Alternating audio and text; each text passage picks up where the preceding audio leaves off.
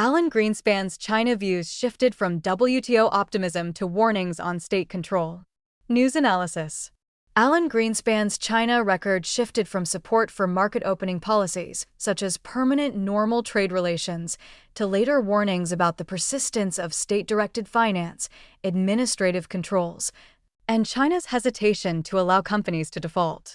Greenspan, the former Federal Reserve chairman who died on June 22 at age 100, made his strongest public case for China's market integration in May 2000 during White House remarks, when then-President Bill Clinton was pressing Congress to approve permanent normal trade relations ahead of China's entry into the World Trade Organization. In those remarks, Greenspan argued that WTO-linked market opening would expand global efficiency, lift living standards, weaken central planning, and broaden individual rights inside China. 5 years later, in Senate Finance Committee testimony on China, he warned that the country's financial system still had considerable distance to go before reaching soundness and flexibility. By 2015, nearly a decade after leaving the Fed, Greenspan was describing an earlier Chinese growth model built on state-directed investment and government-owned banks, and said that Chinese authorities had stepped back after briefly allowing company defaults during a Council on Foreign Relations conversation. Taken together, his remarks highlight the tension between the economic benefits he expected from China's integration into global markets and the persistence of administrative controls, state direction, and limited market discipline in key areas of China's economy. WTO Optimism. Greenspan's May 18, 2000, remarks on permanent normal trade relations were an explicit argument for granting China normal trade status as it moved toward WTO membership. The addition of the Chinese economy to the global marketplace will result in a more efficient worldwide allocation of resources and will raise standards of living in China and its trading partners, Greenspan said. He said China's acceptance of international competition through WTO membership would promote domestic economic development, encourage the adoption of modern technologies, and help lift Chinese citizens out of poverty. Greenspan also linked market mechanisms to broader changes inside China.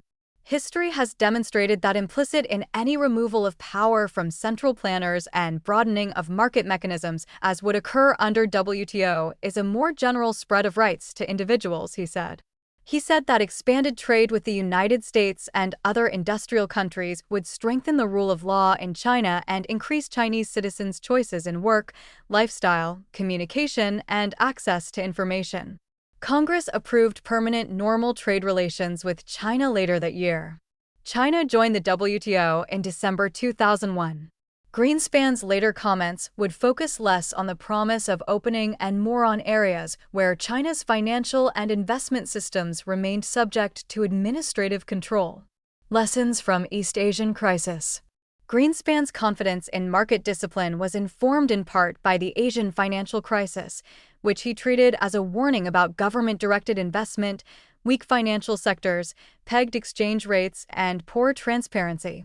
In February 1998 testimony before the Senate Foreign Relations Committee, Greenspan said East Asian economies had tried to combine rapid growth with a much higher mix of government-directed production than Western market-driven economies. For years, he said, domestic savings and foreign capital had been steered by governments into investments that banks were required to finance. Without a market test, much of that investment was unprofitable, he said. So long as growth was vigorous, the adverse consequences of this type of non-market allocation of resources were masked, Greenspan said. He also told lawmakers that a competitive market system requires the rule of law that limits arbitrary government intrusion into commercial disputes.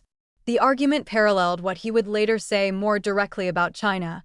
Market systems can identify imbalances through prices and defaults, while administrative systems may allow imbalances to grow before they are addressed.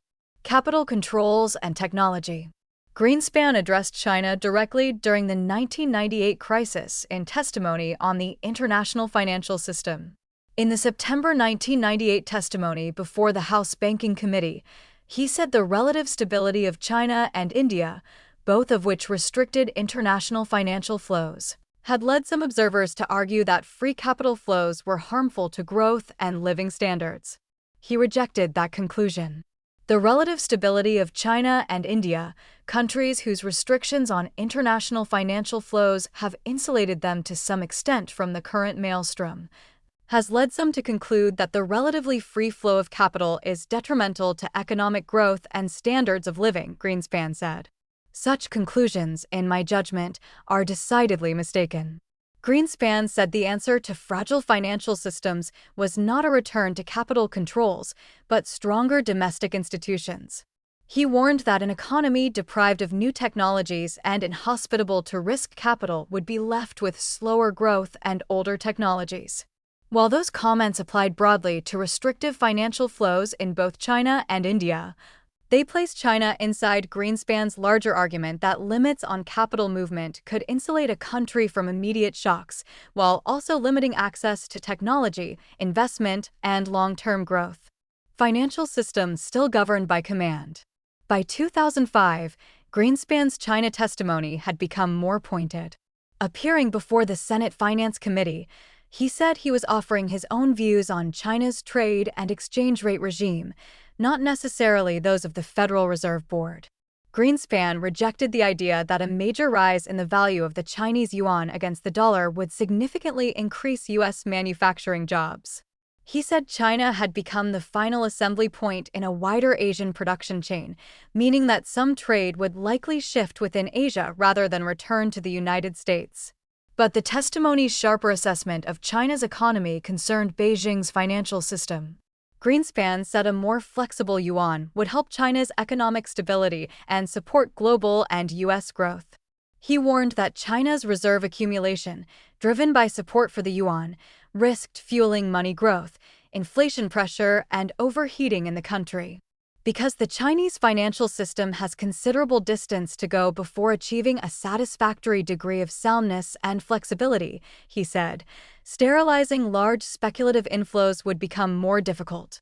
In spite of its recent improvements, the financial system of China is still inordinately governed by administrative command and control, he said.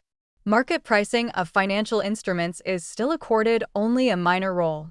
Greenspan said financial markets, when free to reprice interest rates and asset values, can identify imbalances earlier than a system based on administrative edict. In a highly administered system, he said, supervisors may identify imbalances only when they have already become visibly large and troublesome. Defaults and cold feet. A decade later, Greenspan returned to China's state-directed model during a Council on Foreign Relations conversation in December 2015. Asked about China's effect on global and U.S. growth, he said China was a very big player and the major consumer of many commodities. He said China's handling of its stock market that year indicated to him that Chinese authorities hadn't a clue what they were doing. Greenspan then described an earlier Chinese growth model in which Beijing's State Council could order a province to build infrastructure and direct a state-owned commercial bank to finance it. The purpose, he said, was to create jobs rather than meet market demand for space. Under standard national income accounting, that investment added to gross domestic product.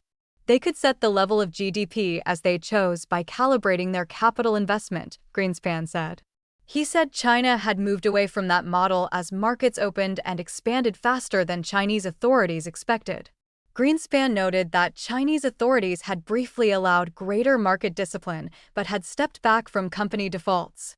They dipped their toes in allowing creative destruction to work, meaning allowing firms to default, and then they got cold feet, he said. Asked by the presider, CNBC senior economics reporter Steve Leisman, whether Chinese authorities didn't like it, Greenspan replied, "They didn't like it."